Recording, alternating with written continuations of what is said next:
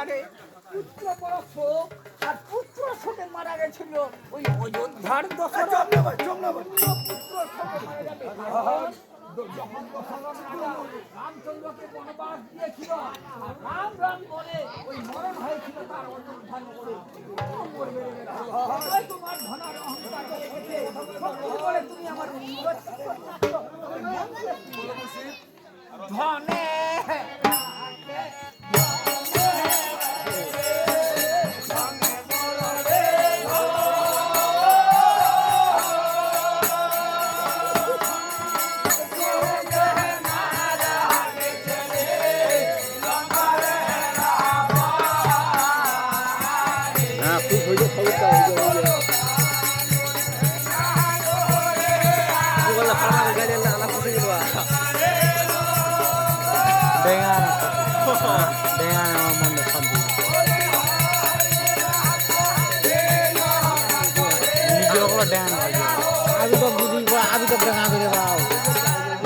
খাইছে